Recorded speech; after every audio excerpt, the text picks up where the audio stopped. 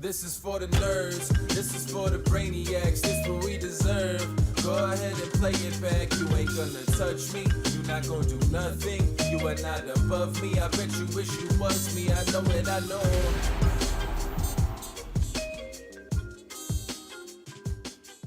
What's up, everybody? Welcome back to another episode of the OnlyFriends podcast, the echo chamber you've all been waiting for. Mm-hmm. Today we brought in a special guest. See what you did there. Today we brought in a special guest. See what you did there. See what you did there. So we got Hanks in here. He's gonna try to bust up the monotony, disagree with everything I have to say. It's not true. See how you guys enjoy that. Right. Well, nothing happened. We don't really have anything to talk about. He's here to destroy the echo chamber. That's right. I just think that you guys could use a little different perspective. Yeah, at that's times. fine. That's all. We're here for yours, buddy. Yeah. We are here for it, and I mean, unfortunately, it's been a really slow news cycle. Nothing you know, going on. not a whole lot going on in the poker space. Just quiet. All's quiet on the Western Front. Yeah. All is quiet on the Western Front. I haven't heard too much chirping out of What's going on in LA? out of the Airballer G camp. Where are the videos? Did my drug dealer? Did he shut them up? But in all seriousness, I mean, are they still doing their podcast? I'm not kidding. We played a clip. We played a clip last week. I truly think we saw the end of Airball G as a trio on high stakes poker. Like the final 30 minutes or so, there was a point where we were trying to keep the game going, and Airball goes, "Lynne will play," and she kind of just was like muttering, like, "Oh, I don't know," and she goes, or sorry, Airball goes, "I'm your boss, you'll fucking play," or something along those lines. And she was just like, "Good luck with that, buddy." And as soon as I saw the response, like somebody took a still frame of my face, I was like,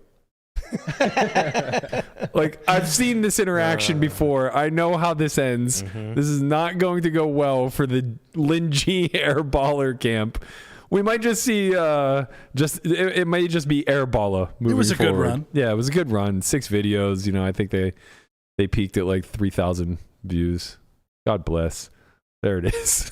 There it is. That's amazing. Oh, man. That is incredible. Wow, what a steal. Well, that'll be a thumbnel. I can promise you that. Yeah. You don't even have to work on that one. You Yeah. just slap I some didn't have to lettering do on much it. work on today's either. No, just just put the head on Ferris Bueller's body. yeah, superimpose airball. He took a day off. He Brent. did. Yeah, I saw that yesterday. So what do you suppose the reason is for that? Oh, you know, He actually, did, for the record, he did not give a reason, right? he did not, but I know the reason. Oh, yes. It's not what you. Well, it might be what you think.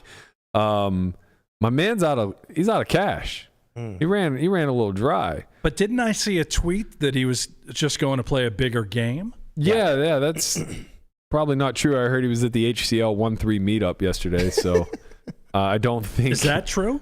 Or did you make that up? No, I'm pretty confident that's actually true. Whoa. I mean, I could be wrong. I could be off, but the Twitter sphere hasn't led me astray thus far. Yeah. Some people in the HCL camp said that they were looking forward to having him yesterday for the meetup game. What do you think the likelihood is of him just outright quitting now? Well, it would be costly. He's currently down $669,000, so it would cost him $231K to quit. No, $331K. Because it's got to be $1 million. It cost him. Yeah. Oh, yeah. Yeah. Wait. Oh, because if you quit before Those hours are not counted. We're making those up. So him paying $10K to take a day off does not take 6.5 hours off the total. Oh, I don't He think can't just like bleed his way out. Oh, so he can't just like Oh, pay. I pay negotiated the 10 that.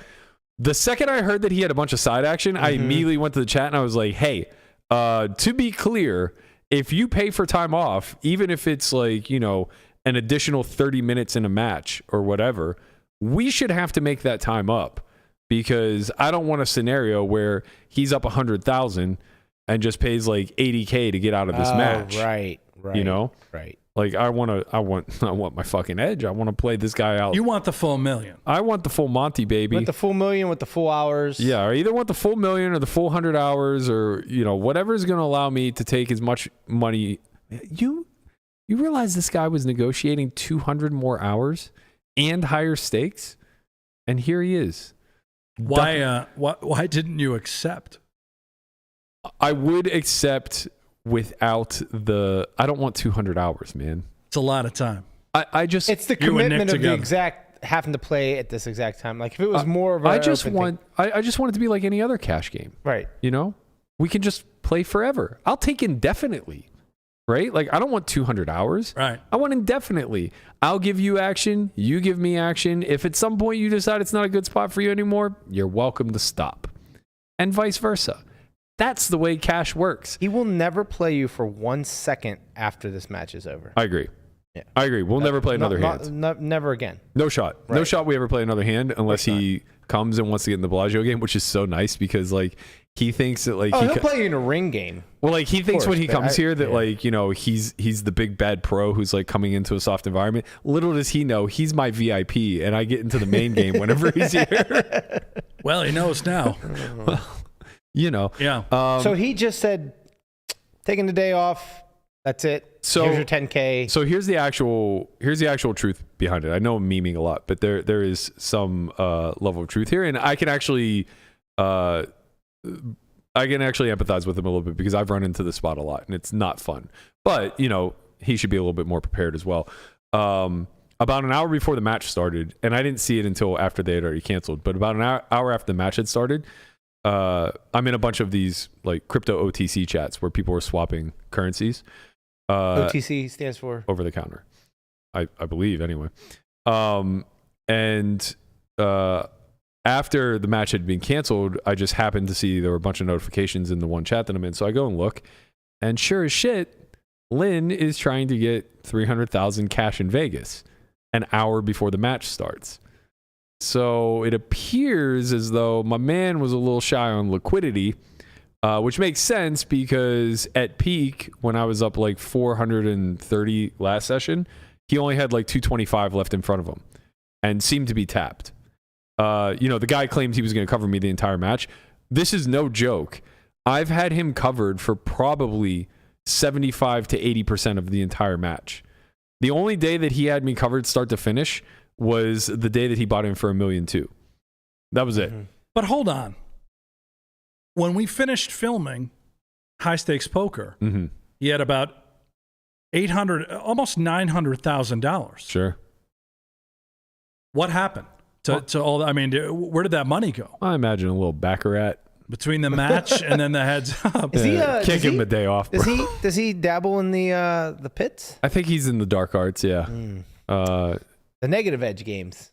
Well, I like a negative edge game myself. probably losing Little less at video poker. I mess around with the 25 cent. Oh, yeah. five credits. You know, he's almost definitely $1.25 a pull. Goddamn right.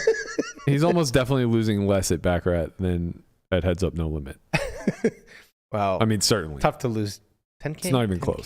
You beat him out of 300 on that day, and he had two. So 365. So somewhere he lost around 200,000 or 300,000. We don't Yeah. know. I mean, that's Before just the a match speculation. It could be. Assume If he's if he's tapped, is that? I would assume so. Yeah, okay. it would appear to be that way, unless he lost more than we realized in high stakes poker. But yeah, I counted the same as you. I thought he was down like 150. Yeah, 2-ish maybe. I mean, he was drunk. The chips could have just fell out of his pocket.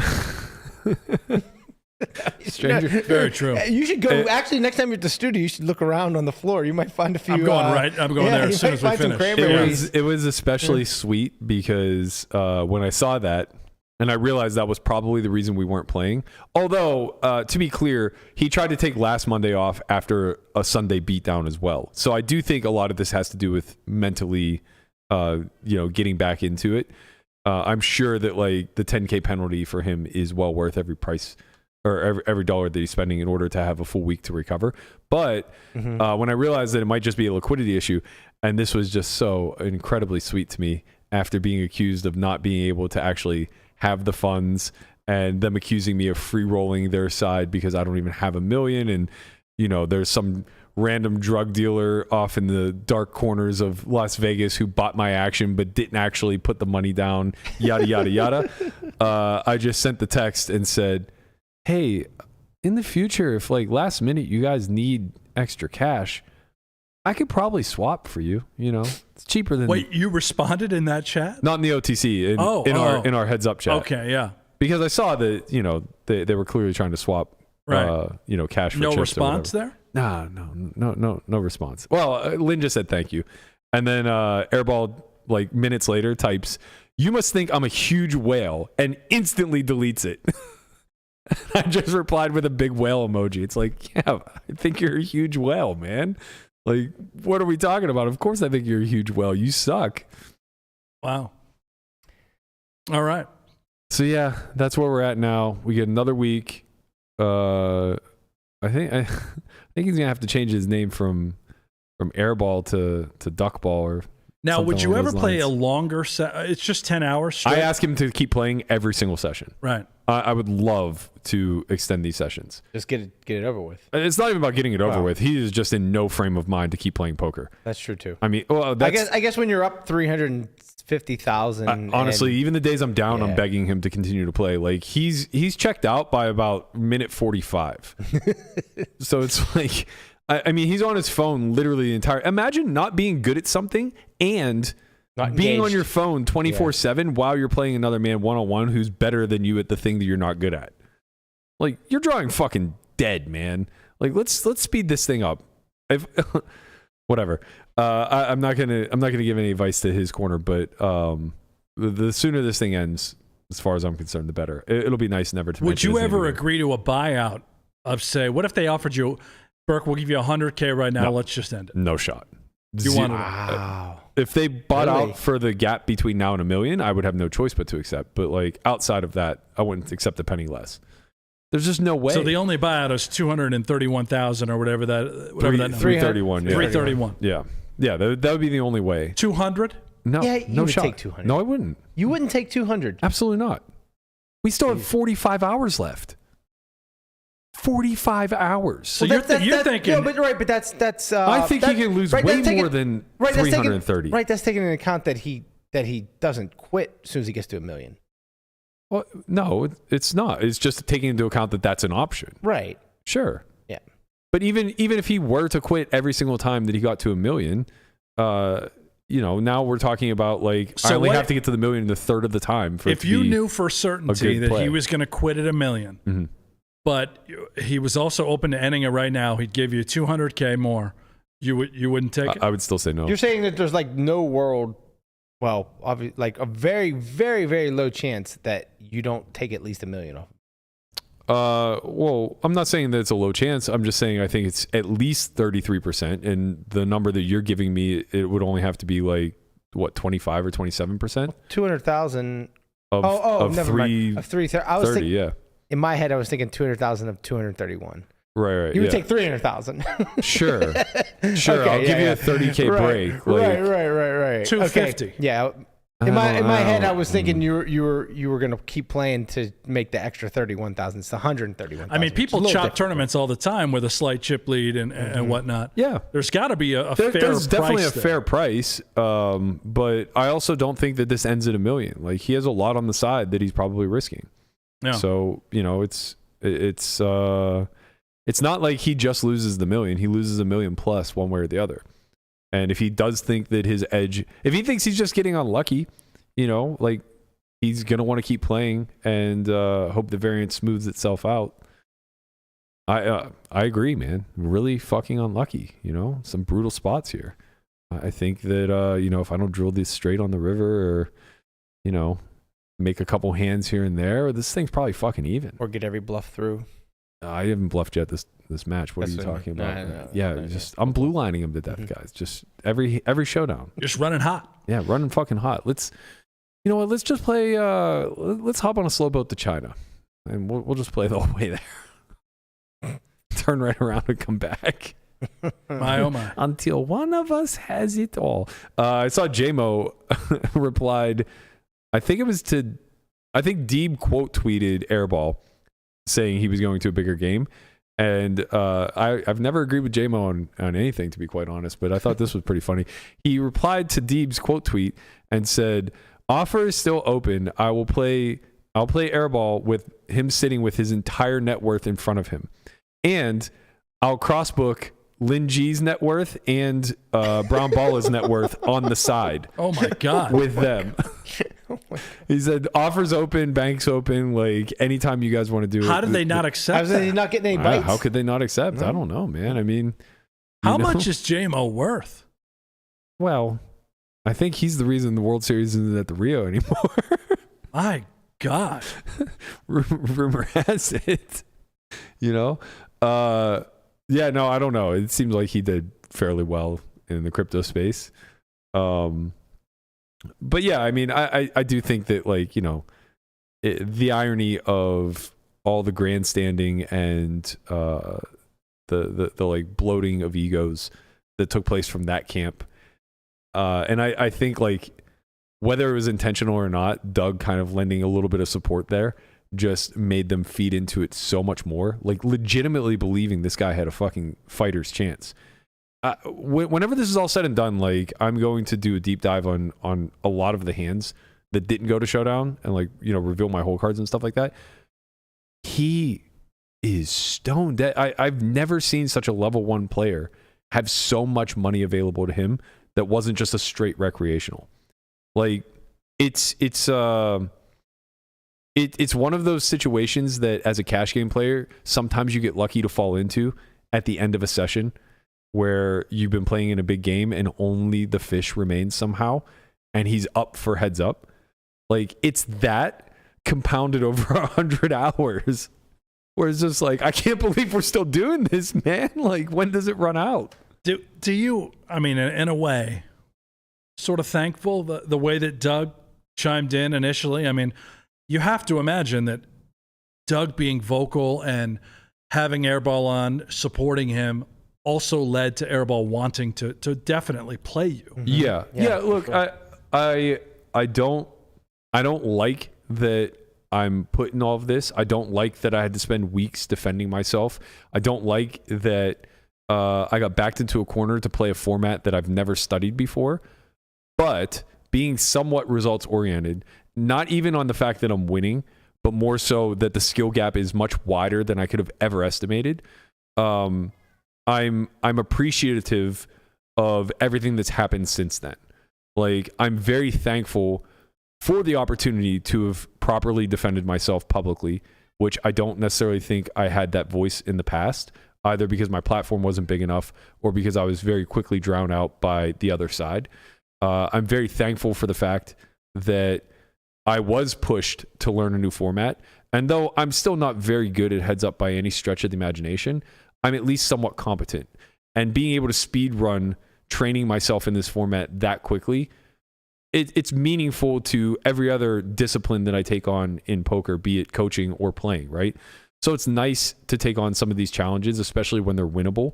Like, the notion of, like, me training up to try to beat Doug just isn't feasible, right? He has an entire career of studying heads up that I could just never close that gap. And honestly, like, it will never appear this way to the public because of whatever their perception is of my understanding of the game and the fact that I'm not a heads up player. But the gap between me and Airball is probably that wide. Yeah, that Lee Jones, I don't know if you saw a super chat, but he said something to the effect of that, you know, where's the Berkey who said that there's a lot of variance in heads up, no limit hold'em, and not to bet on you.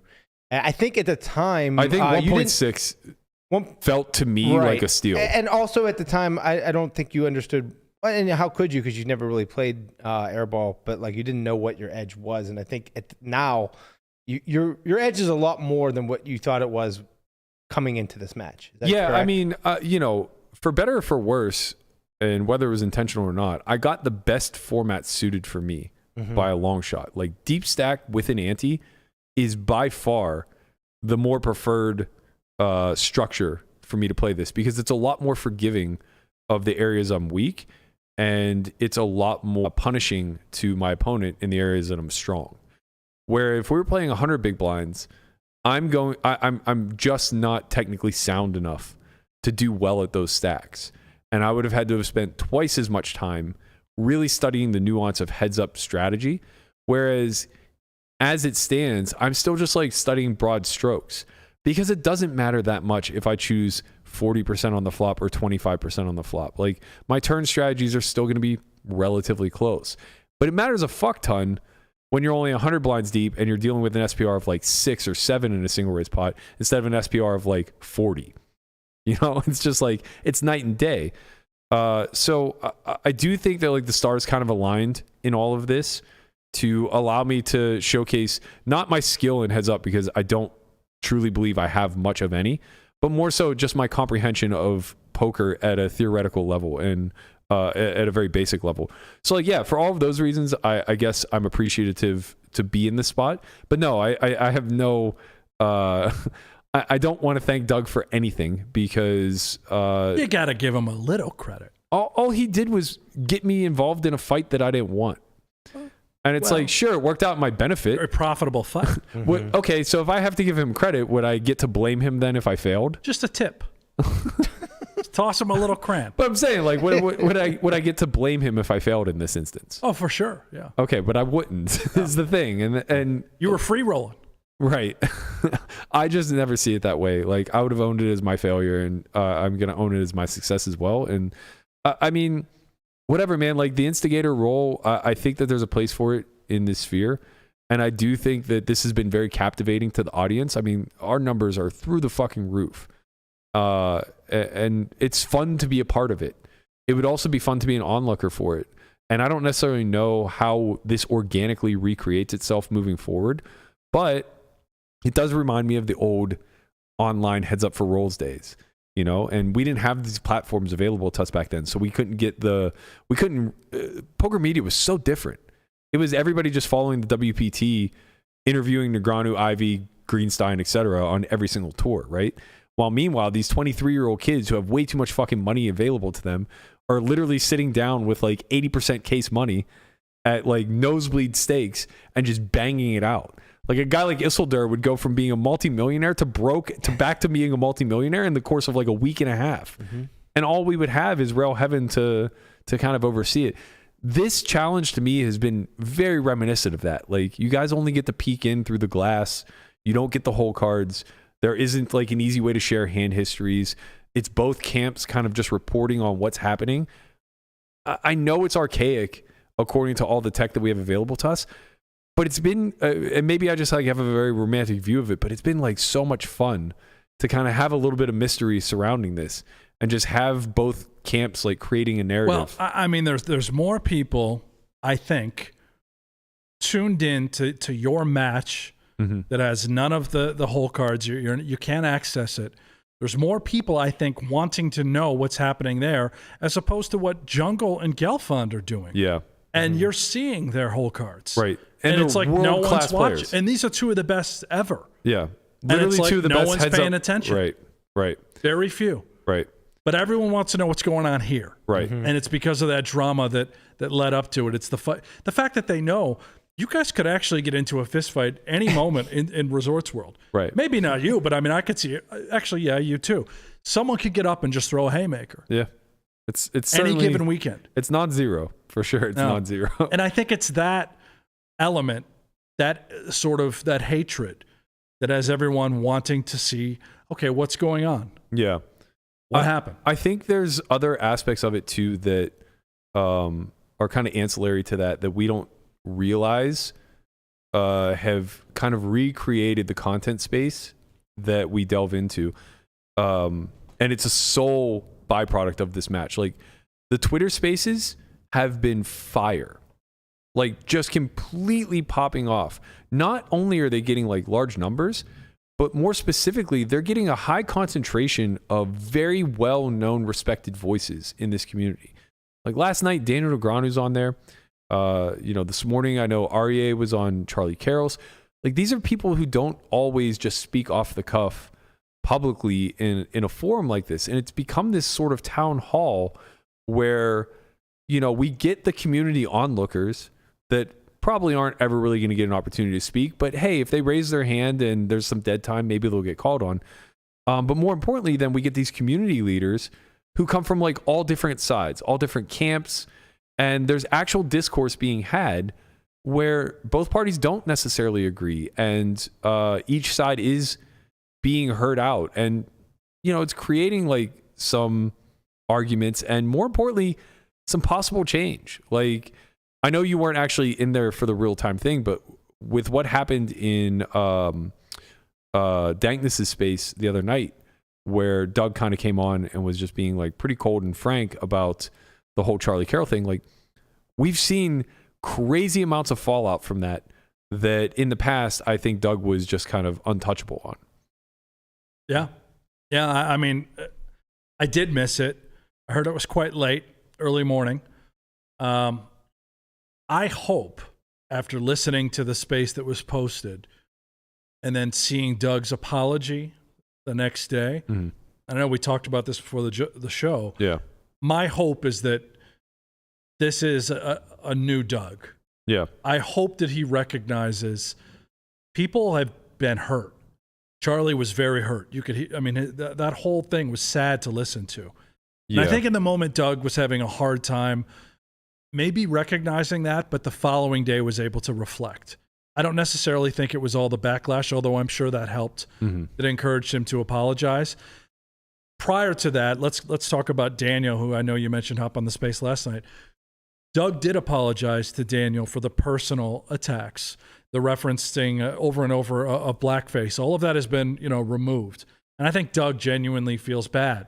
But to be clear, like, that was all private that he apologized, right? Not public. It was in our studio, but I think Doug has also been public about it as well. I don't know if it was a video like he did with Charlie and whatnot, but right. I do think that this could be sort of a tipping point, and I hope it is, for Doug to just continue to make amazing content. I believe he's the best in the business that does that. But let's get rid of the hurtful stuff. Yeah, this has to be with his actions, though, right? Like, obviously, those are words, right? And anybody can go and get in front of a camera and apologize and read off whatever. If somebody wrote that for him, I don't know. Maybe he did himself, but that's easy, right? It's the actions that he takes. It's today, going forward, tomorrow, the next month, and through the years of whether he has changed or whether he really does feel the way he says he did in the apology. That's my hope. I hope that happens. I want that to happen. I think you get a better Doug out of it. And I'm very much guilty of watching all of the hit piece content that came out. I think we all are. Right. And I think we can all, sit here and say, hey, we don't know. We don't know. Like, it's easy to say, like, oh yeah, he's changed. But like to be, of course. Yeah. To sit here and say, hey, I'm not sure until I actually see some change. I think there are things that we can speculate on, right? So I understand your point of view, and I agree. I think it's better for everybody if that is ultimately what happened. I do think it's kind of tough to expect somebody to completely change their business strategy, their profile, their mindset, and all that stuff like that overnight. But a jarring incident like this could potentially do that. The pushback I would have is a couple of things that struck me as a bit odd. One, he only posted the apology video to Twitter. And the big aspect, or maybe the elephant in the room of all of this, is that it was his YouTube platform that he leveraged against Charlie. That video had 750,000 views of him basically accusing Charlie of being a pedophile. And more importantly, as recent as High Stakes Poker, he made another sly implication that Charlie is okay with pedophilia, right? So it's not like we're that far removed, even though the video and High Stakes Poker are nearly 5.5 years apart. The second thing is that obviously it's always going to look like a PR stunt, right? If the Twitter Spaces wasn't made public and had nearly 20,000 listens, which is also, by the way, fucking insane, right? This thing's been up for 48 hours and it's nearing the 20K listen mark. I'd love to know the duration of time people spent listening too. I'm sure. I'll ask Melissa. I'm sure Melissa has access to that. Yeah, I'd bet it's a very high number. For sure. Yeah, for sure. The most insane part is you have to remember this isn't getting caught in the algorithm. It doesn't have a thumbnail. It's not even video form. People go in there just sharing to the fucking link. Yeah. Yeah. So like our community definitely does a good job of like passing information along. But aside from the fact that it looks like a PR stunt, I think that what becomes a little bit problematic now is that he's like sort of insulating himself from his YouTube community, right? So he has 500,000 followers, give or take. I'm sure there's a big overlap in the Venn diagram between his Twitter followers and his YouTube followers, but it's not 1-to-1. Right. For sure. He's missing a big chunk of the audience that was exposed. His apology got 412, shout out to Pittsburgh, 412 views. But look at the video. It only has like 80,000. Oh, yeah. The video itself, 106,000. Okay. Right, So, right. So it's 1/7. Yeah. So it's basically it's like, only been, it hasn't been 24 hours though either, right? And I'm not saying, right. by the way, I'm not saying that he shouldn't do Right. something But on even YouTube if it that makes doubles or sense. triples, that's still, and it's still not even half of it the just, viewership, and it is not 1-to-1. Yeah, it just doesn't do as well. So like the fight video of me and Airball got just shy of 1 million views on Twitter, and that's the most viral thing that in recent memory that I can think of from poker Twitter. Oh, the double bird person Probably, probably. Also that's got 5 million on YouTube alone. That was what I was about to say. Yeah. If you put the fight video on YouTube, though, on a platform that has any level of following, it'll do triple those numbers for sure. Like without any questions. We should probably upload it as a short, to be honest. Now that I'm talking out loud, but that's kind of my thing. Those two things kind of coexist in a way where it does feel a little bit less genuine to me and a little bit more disingenuous from Doug's side. And then the final nail in the coffin was last night's space. Fee was directly asked by somebody, do you think that Doug would have ever apologized had that Twitter Spaces not been made public? And he emphatically said no, and then carried on and said not only would he not have apologized, but he was correct in calling out Charlie's behavior with that tweet, and basically doubled down on the fact that this is what their camp believes. Like their camp does believe that Charlie is victimizing himself in order to gain a following. They do believe that he is engagement farming and utilizing social media in a divisive way. And they believe they're doing the Lord's work by calling it out. It went so far as, and I don't know if you have this clip, where Fee, like I challenged it. I couldn't sit back and listen to him just say, enough, like basically not acknowledge the past terror that Charlie had experienced. So I pushed back and I just simply said something that I thought would be hard enough hitting, where I was like, listen, I only have one thing to say. I need to remind you something. This man. Yeah, just no, he's right. Wait. This man, as a child, was raped by his grandfather. Like, let that set in. Not Charlie Carroll, now the 27-year-old or whatever. As a defenseless child, he was molested by his grandfather. And this was Fee's reply. Just no, he's right. You're right. He was raped by his grandfather. A terrible tragedy that happened to him and only him that I could never relate to, because no tragedy has ever happened to me. It's just been all sunshine and rainbows. Didn't say that nothing terrible has ever you're happened right. to He you. gets carte blanche. He just gets carte blanche, no matter what. I can't say anything to him. He didn't do He's the king of the anything universe. damaging. Just no, he's right. You're right. He was raped by his grandfather. A terrible tragedy that happened to him and only him that I could never relate to, because no tragedy has ever happened to me. It's just been all sunshine and rainbows. Didn't say that nothing terrible.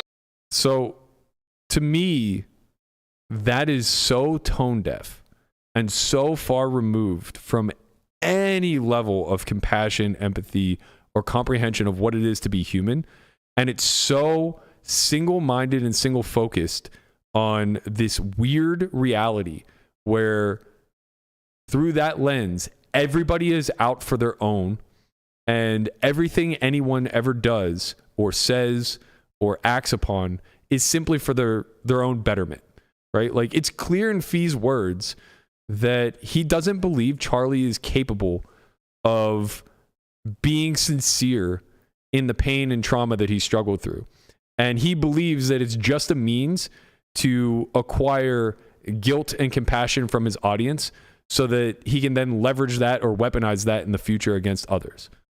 And I just find that to be so far removed from like what a good human being would ever perceive that it's really difficult for me to then buy into a shallow apology read on air that is a full 180 from the day before viewpoint. Listen, I told what you just shared there was, I mean, that's pretty fucking disturbing, man. I mean, there was no sign of empathy there. It was sort of mocking Charlie in a way. Yeah. Still. 100%. Yeah. And that sucks. what he just did. That's awful. But I don't want to automatically assume that these two, Doug and Fee, and I don't know this, and I don't think you know this either. Are they best friends? Are they holding hands? Are they talking? Right. I don't know their relationship. Sure. I know they were business partners, maybe still are. Mm-hmm. But I can't say that they're the same person. So what we heard from Ryan Fee there has nothing to do with Doug's apology. Yeah, that's fair. And whether it was genuine or not. I believe it to be genuine. And I should say, I hope that Doug's apology is genuine. Fair. And that's my stance. Yeah, I hope he's bettering himself as a person. I think we all as hope a that, direct right, result. yeah. Of We that. definitely all hope that because, as Brian said, like the actions moving forward will back the apology. Right, exactly. Right? Yeah. If That's the main thing. Yeah, if the theme of his videos change, if the platform that he currently has is now utilized in a different manner, then like I think we all want that. Right. Right. I don't understand Ryan Fee there. Do you learn from the lessons? Do you learn from what is happening? And the only way to know if someone has is what they do in the future. Of course. Right. Of course. But the Ryan Fee thing, though, I mean, that is just, I mean, that's pretty disturbing. Yeah. I had no idea what type of person he is, but those statements there is a direct result of, how hurt Charlie was on that Spaces that was posted on YouTube, followed up by then Doug's apology as a direct result from that. And for Fee to come in with that and that sort of tone, I mean, Jesus Christ. Yeah, it's like, look, I don't want to say I understand in a way that makes it seem like I'm forgiving Fee or letting him off the hook. But I understand that hardened mindset, right? I don't know Fee's background, and maybe he's been through a lot of shit. Very fair. Right? Mm-hmm. And, I can only speak on my own personal experience. I very much subscribe to that Goggins mindset of like, just get tougher, be disciplined, be grounded in the things that you can control and move forward and things like that.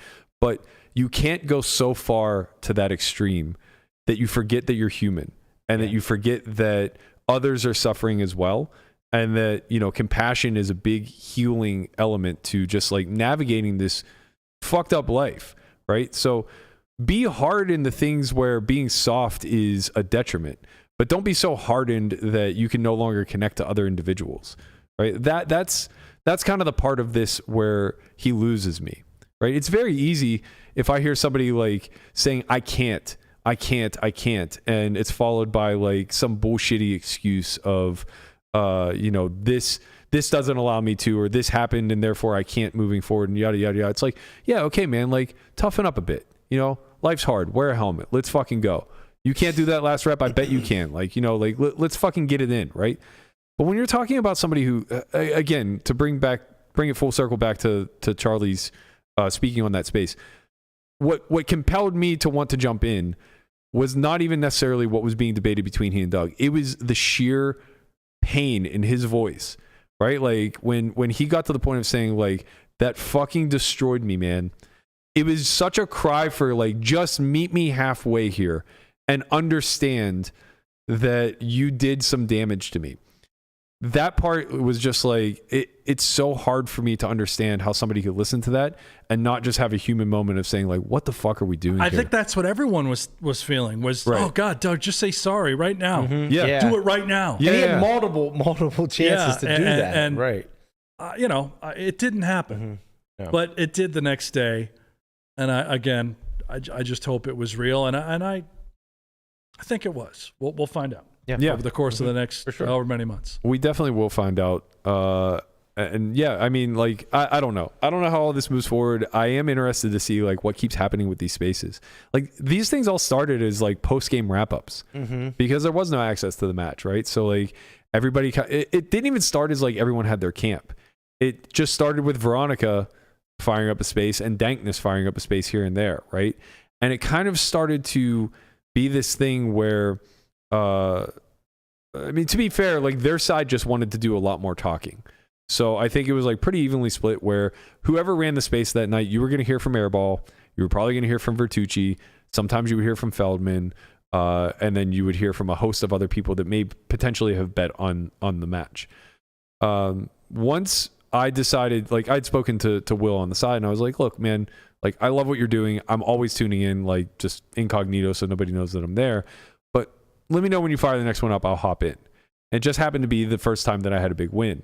And I hopped in, and it was like, this is the first time we're kind of hearing from your side. And it started to get a lot more neutral. You could see some neutrality in the mix, albeit like there wasn't a lot of representation from the Airball side, but like he was either in the space prior or after or whatever. It doesn't really matter.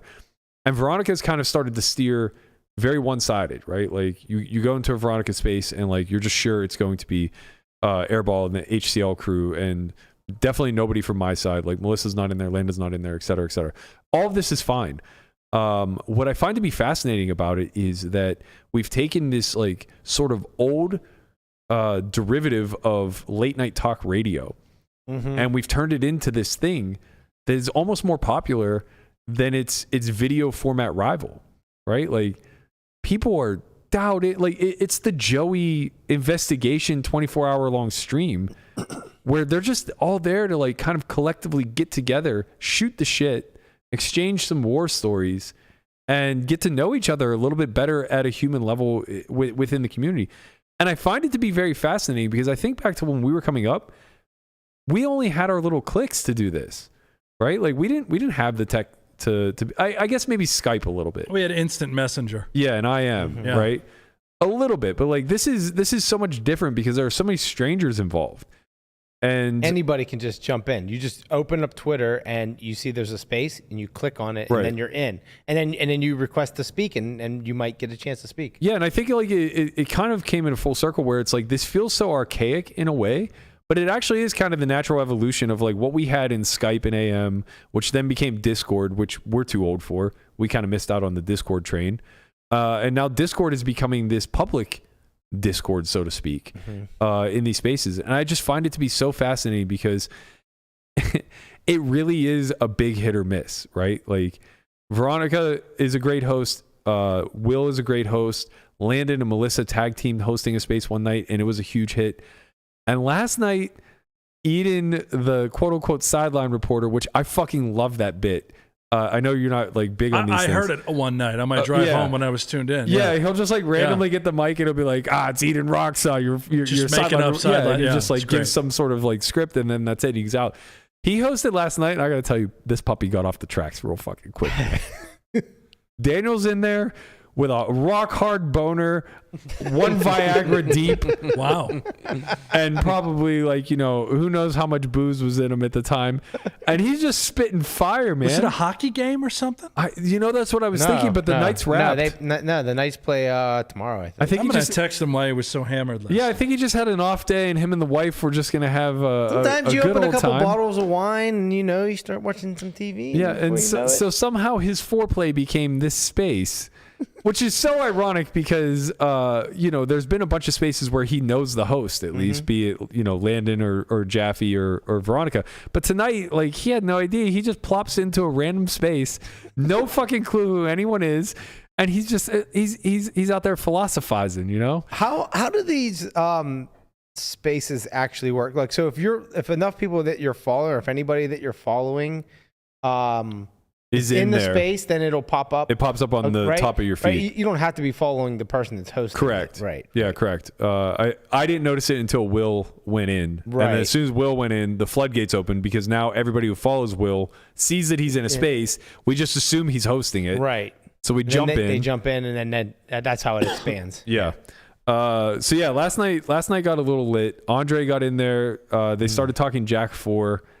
Him and Vertucci were at each other's throats.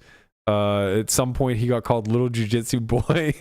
I think literally there was like a 3-minute piece where they were just going, he's a world champion. Right, exactly. I think there was like a 3-minute piece where they were just going, fuck you, no, fuck you. Man, what a bad one to miss. I didn't catch any of it. I don't know if Daniel for like remembers half a being second, drunk. maybe. Wait, what? I don't know if Daniel remembers being drunk. Oh, that's fantastic. He said, "How'd you know that?" So I'm live right now on Berkey's podcast, and said you were a little wasted. Yeah, call in, Daniel. We'll get your side of the story. Yeah. And then Haley, D. Peter's girlfriend, Haley Hanna, she got in there. After the Vertucci Andre thing, she got in there, came in fucking hot, baby. She just comes in and she's like, Andre, shut the fuck up. Nick is a good dude. And who's this host? Suck my fucking dick. Wow. That was it. Just like dropped the mic and was gone. Never heard from her again. Jeez. Wow. It was, I mean, these spaces are fucking unhinged, man. But I do want to talk about them a little bit because they're a different format. They're a different type of content that really is kind of drawing out the best and the worst of our most public figures. You know, we kind of spoke about this a little bit before, but you couldn't set this up. You couldn't say, like, you as Brent Hanks couldn't say, hey, Pogo has this idea for a panel of debaters, and we want to have Doug, Charlie, Matt, Ryan, and Daniel all come in, and we're going to talk about, a hot button issue, whatever that, should you have empathy for pedophiles? Sure. It's like, if you gave us all of that, even with 4 hours notice, 1 hour's notice, we are going to come in and we're going to be very diplomatic. Or at least most of us, maybe Fee has like a bit of an unhinged moment at some point, and maybe it gets a little bit emotional, and that's what you as the producer would hope for, right? But with any level of preparation, minutes, hours, days, weeks, months, whatever, the more prep we have, the more filtered that conversation is going to be, and the less likely it is that you're going to get like real raw moments.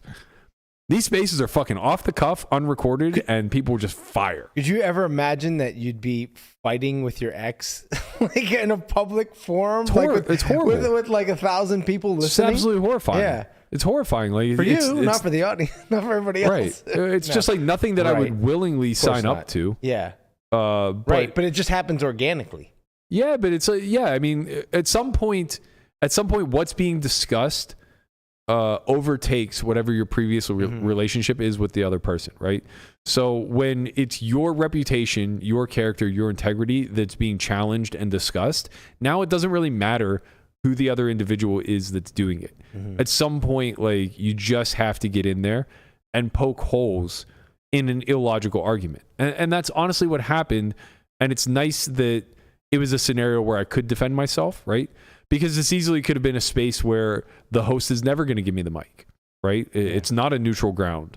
It's somebody else's. And, that's just going to live on. And maybe it even gets recorded. And now all of a sudden, effectively what happened when Lynn went on the Vertucci podcast, right? It was just 90 minutes of them ping-ponging back and forth character flaws and challenging my integrity and all this other stuff, kind of sandwiched in between like the occasional, but I don't think he's a scammer, right? So it's like these spaces really do offer the opportunity for a lot of chaos, but both sides to be heard in the process of the chaos. And I just kind of wonder, like, you're very much in the content creation space. You're very much, your balls deep in trying to know what the community wants and get it to them. Where does something like this fit? I think a hot mic at any time of day or night can be dangerous. Oh yeah. I mean, even just the way you described Daniel last night, just coming in hammered, right, at whatever time of night. Right. He really behaved himself. Think about how many people are out there like that, tuning in, wanting to grab the mic, and will just say something off the cuff, and that, as dangerous as it is, that's also sort of the point. Right. And that's what Twitter Spaces is. Now, I've also tuned into some Twitter Spaces for, say, college basketball, and you get you get a sharp out there talking about his expectations, what he saw, this sports, you name it, these things are happening. Right. But in those instances, it's only like 3 or 4 speakers and no one else is ever going to get the opportunity, right? A lot of the time, it's, they'll bring in maybe 5 people at a time, something like that. Yeah. I don't think it's too different than what Jaffe's been doing either, because he's been selective as far as who he's bringing in, right, who he wants. I mean, there's a rhyme and a reason for why do we want this guy to talk. Berkey, you make a lot of sense. You're a headliner. My God, you got the cat all over you right now. I mean, this is just too much. These spaces have been pretty popular for a while in like the crypto space. Yeah. Right. So like, there's a lot, especially like when things are happening. NFTs. They jump on. They talk about certain projects. Certain things that are happening in the market, and then there's usually a few experts and maybe a guest or two, and then everyone else is just listening. There's also as a listener, you sort of want it. Like, I get excited when Will opens it up to the floor, and you're hoping that some absolute lunatic comes on and says you something. Want a Jersey Joe type, or like the guy the one night that was playing those crickets. Oh, yeah. Like what? I don't know what that was all about, but you're just waiting for something weird, obscure. All right, as a community, we need to work together to get Cuz into one of these these spaces. There you go. Yeah. Because Cuz will he's going to give everybody a piece of his mind. Get Jimmy D in there, late night from his villa at Caesars, just blasted on all sorts of ketamine, whatever it is. Turn him loose on the mic. But yeah, I think I like it because there can be chaos, but yet there's also order. Yeah. And you get to the meat of the matter right away. These are the folks we want on here talking. Turn them loose. And then once it's settled, okay, open the floodgates for a couple of these guys on the floor, bring them in. It really does require a good host who has a decent sense for when too much is, or like when enough is enough. You can mute people. You can have control. You need to have a little bit of control over the situation. I mean, I've heard that with Dank too. Like I think it was one night Sean Deeb came in. Dankness just shut him off.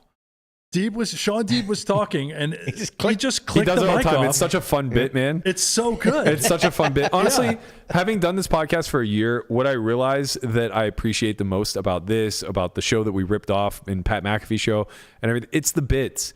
It's the long-standing bits. It's being a part of the inside joke as the audience that like I appreciate so much. And as the host and the content creator myself, it's like always working the angle in your head of like, oh man, how can we get it back to like, a tortoise joke here, or somehow tie this up with Conrad's tab, and letting everybody in on the bit is so enjoyable. That does remind me of another conversation, like what actually led to the Charlie conversation. Crazy enough, Doug and I were kind of having it out prior, and you almost certainly didn't hear this part, but we were going at it for quite some time, and he basically accused us of having an echo chamber here, which I didn't push back on because I know it's a common criticism, and it's probably a fair one. Not in the sense that we've curated an echo chamber necessarily where we have a pre-production meeting and say like, okay, now all you guys are going to jump on board my opinion or anything like that. But the show we modeled this after, the Pat McAfee show, it very much is a fun, free-flowing type of conversation where the host is the one in McAfee that is privy to all the topics and, does all the heavy lifting. He does all the hard work. He is an expert in a lot of regard, being from the NFL. And in this instance, I am a part of this community pretty heavily. And then he amplifies the voices of his cast by giving them, I guess, like credit, right? Like because they're a part of this cast, he's entrusted them to have an opinion on these topics that he's well versed in, right? And I do feel like that's a lot of what this is. Is there ever pushback? Of course. There's going to be plenty of moments where we don't disagree. But I think a big part of like any functional relationship is conflict resolution.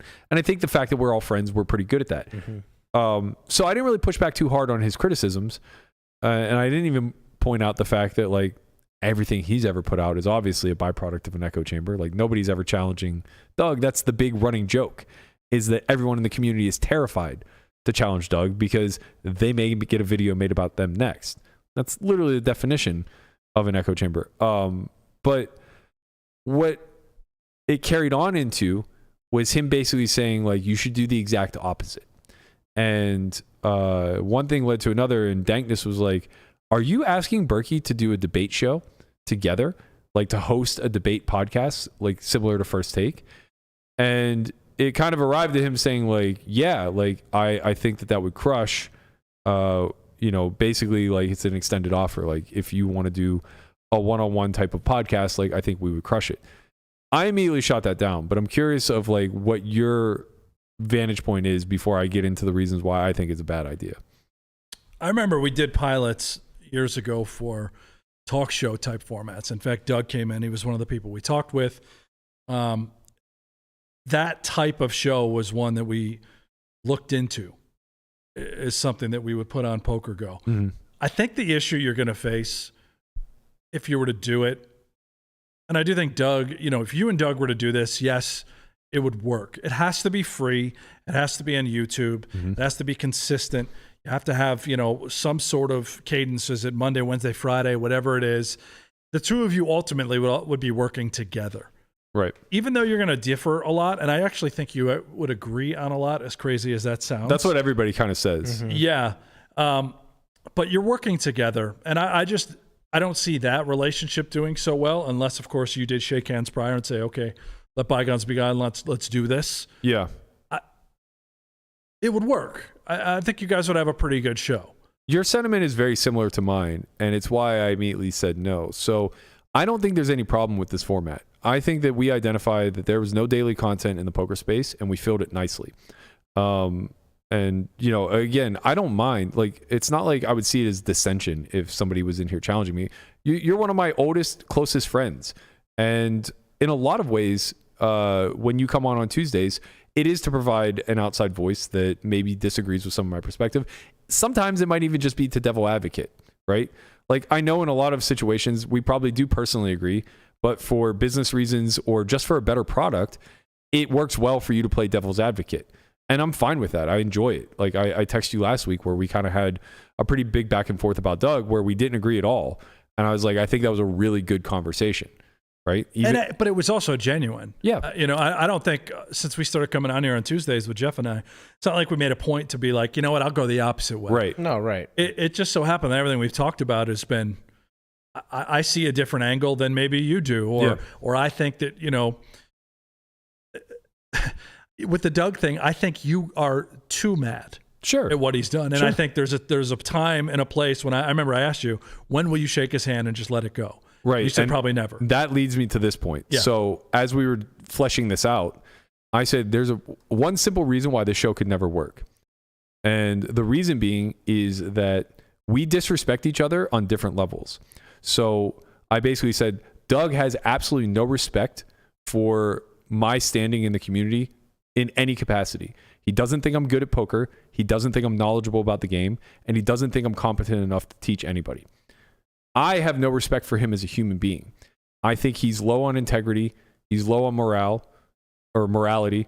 And, you know, he basically is very bottom line driven. And that doesn't align with my worldview. So if he has no respect for me as a professional and I have no respect for him as a man, we'll never disagree in a meaningful way, right? We'll never be on, like, when you look at First Take, or like, is that, which one's the one with Shannon Sharp and Skip Bayless? Not part of, I know what you're talking about. Yeah, whatever. Yeah, first things first. First things first, yeah. When you look at those shows. That's Nick Wright's show.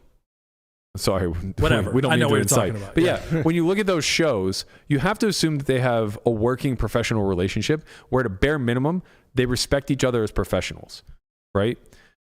We don't. We don't see eye to eye as professionals at all, which is kind of ironic because I actually do have a lot of respect for him as a professional. I think he's very good as a businessman. I think he's a very good poker player. I think he's very sharp. He doesn't have any respect for me in any of those regards. Okay, fine. That's fine. Maybe. No, he openly said that. Oh, it could be a bit, though. No. Literally, while we were having this conversation, he said, I agree. Okay, fair. Like, there's He no never pushback. breaks character. Right. Yeah. He openly, He is that person. 4 or 5 times in that space, he went out of his way to say, I don't think Berkey is a bad guy. In other words, he respects me as a person. Okay. Followed by, I do think he's a terrible poker player and a bad coach. Oh, he just wants to play you heads up. No, that's He's never baiting. going to happen. He's baiting. No, he's not. It will literally never happen. But the whole point I'm trying to arrive at is that the show can never function, nor ever have any level of longevity when our disagreements are on totally different platforms, right? So if I'm steering a conversation down the path of ethics or morality, and he's redirecting that conversation down the path of pedantic semantics or leaning into some sort of technicalities or technical application of a skill set, we're 2 ships passing in the night. We're not even having the same conversation. And what I ultimately said was there is no interest in good faith debate. And that's the only way these shows can function. And ironically, everybody listening was like, no, that's what would make it good. And it's like, you fucking sickos. All you want to do is watch 2 what I would deem to be intelligent, good poker Just players fight. argue in bad faith. Yeah. It's like, do you understand? This is literally what every one of you complain about when it comes to Twitter, is that all the arguments are so obnoxious to read because they're all done in bad faith. Yeah. It's like, you really want that show once a week, once a month, 3 times a week? Who knows? And the answer is yes, because they just want fucking blood, man. Like they just want blood, but they only want it for a certain duration. It all has an expiration date. Where like something like this, I don't think does. We're just a bunch of guys who like each other that are in the same space and are interested in talking about the good, the bad, and the ugly. You know, we want to give as many flowers as we do criticisms, but we want to make sure that we cover the gamut every single time that something newsworthy comes across. And I think we do a pretty good job of it. So like, I don't have any interest in filling all of the gaps in this space. But I do kind of think that show has legs, just not with us. Mm-hmm. I think, I mean, we went through a lot of, when we did these pilots.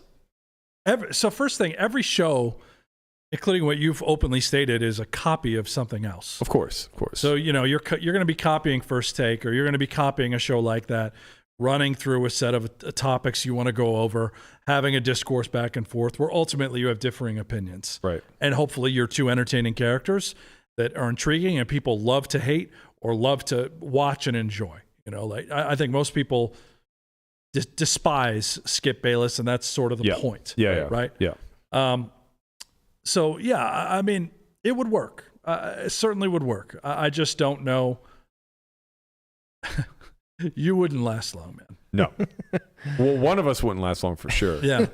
Right? Because, two go in, only one comes out. Well, it would just always devolve to either me calling his character in question or him calling my professional ability into question. Right. And that's just like no way to actually have a reasonable exchange. Mm-hmm. Right? Like, no matter what, when you're talking about these shows, they have to come from a foundation of respect somewhere. People would it would be entertaining for at least a little bit of a duration of time, but then like nobody would come away with feeling like they like learn something or have a different perspective, or it would just kind of like go into their camps, and then like, you know, you don't get any value from it. Right. And that's the thing, when I think about it, it's like, well, who would make for a good pairing in this regard?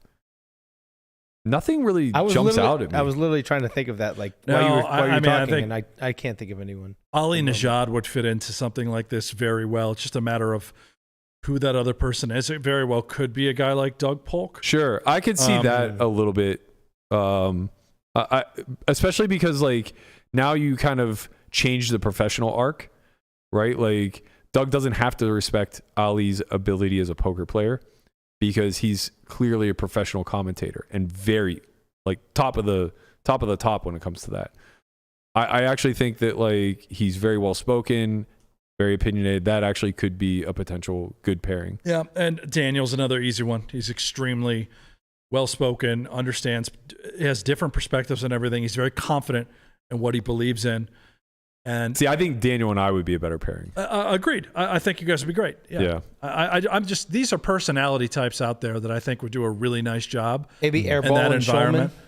Yeah. You have to be very articulate too. You have to speak well. That would just be a roast, man. Shulman would just be filleting this guy. Fucking grotesque. God. Yeah, there's not many the most in the industry, thing honestly. you've ever seen, bro. Right, which is crazy because there are a lot of opinions. It's a very opinionated industry. Mm-hmm. But I agree, like it's difficult to find that pairing where the personalities clash just enough, but there's a mutual respect there that allows them to kind of find some sort of common ground. Because I think like what the worst part would be is when we agreed, I think it would still be bad. Like I think it would be a drag them out, knock them down kind of fight to agree, where we almost like dislike each other in such a specific way that agreeing with one another is painful. Mm-hmm. You know? I worry that you're going to run out of a lot of topics.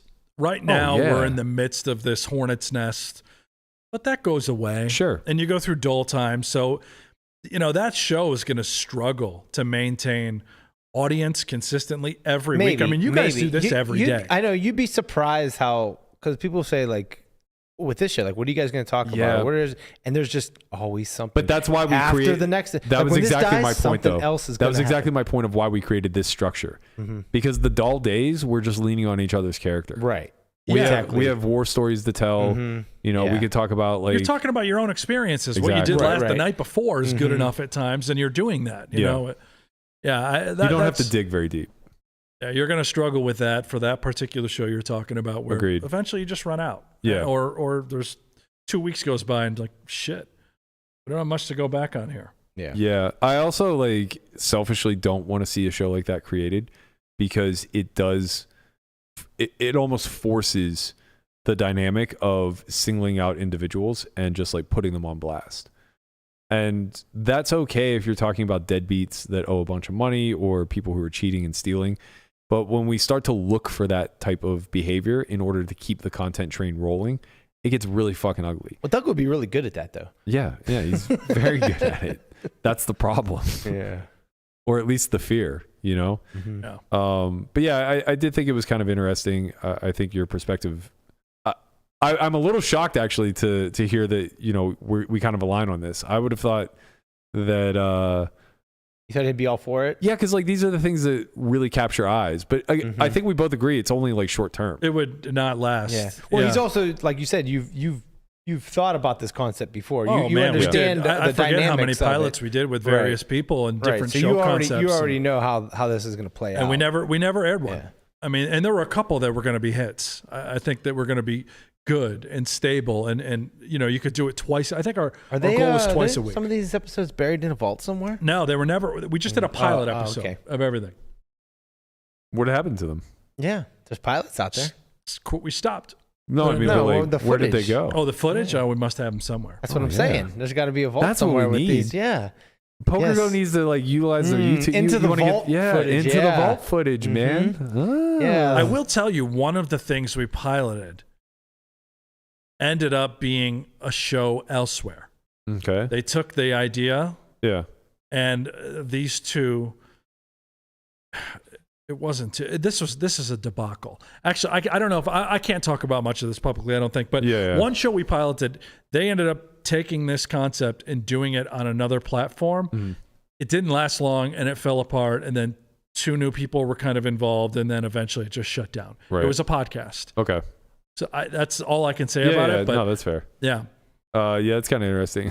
I don't know why it reminded me of this, and it's probably not a little bit of a painful memory to bring up. This person came and exited, and also was targeted by a lot of people. There was a lot of bullying involved here as well, whether it was warranted or not. Yeah. And now is no longer in the community. Okay. So hashtag king. Certainly was not I'm hashtag. fucking around, obviously. It reminds me of the early days of PokerGo. Do you guys remember when you did that show with Helmuth? with Helmuth Yeah. and Something somebody from Saturday Night basement or Live? something? I love that. Wasn't it something it like was the called basement? Poker Nights. Poker Nights. Yeah, it was. I forget the comedian's name that was in it. He was on Saturday Night Live a bunch. Yeah, yeah. They were yeah. like 6-minute episodes or Yeah. whatever it were. Yeah. Oh man, I loved it. It was actually funny. It was an experience, Yeah. to say the least. Chris Parnell. Chris that was his Parnell, name, yes, yeah. absolutely. I actually find him to be quite funny, so it did have some redeeming qualities to it. But yeah, those early days of content creation are very, very far cry from where we're We at sampled now. a lot. Yeah, we did a lot. That's good. All right, let's get out of here. Quick reminder to everybody, we've released the second half of Matt Hunt's Primer 2.0 on the website. It's not up yet. It's not up yet, but it'll be up. It'll be up later today. It'll be up I later think today. the videos are currently being uploaded. Okay. Lessons 5 through 12 will be available for viewing. So that's another full course for you guys at solveforytv.io. If you don't already have a membership, you can sign up now and get 6 free weeks. That is a 2-week free trial plus 1 month free, utilizing code SICKDAY. Also, we have, I think, 4 seats remaining for the MTT Academy. That is May 24th to the 27th. It's going to be a 4-day long academy. Each day will represent a different phase of the tournament, culminating in a final table. That'll be led by our lead instructor, Matt Hunt, the MTT guru. He'll be giving you all of the insights on ICM, prepping you for the WSOP in a very meaningful way. If you're interested in that, head to academy.solvefory.io, click on the banner above, and you can get more information or sign up if you're ready to purchase a seat. Thank you guys so much for tuning in. Brent, thank you as always for the discussion. Don't forget to like, subscribe, and leave a comment below. Let us know a little bit about what you think of these Twitter spaces, what you'd like to see more out of the podcast sphere, and maybe out of these space spheres. We'll be back tomorrow at the normal time, noon Pacific, joined by the one and only Matt Hunt for Strat Chat with Matt. We'll be going over the biggest hands from this past weekend's match against Airball, divulging a few quite sizable pots that we played. So be sure to stay tuned for that. We'll see you guys all tomorrow. Peace.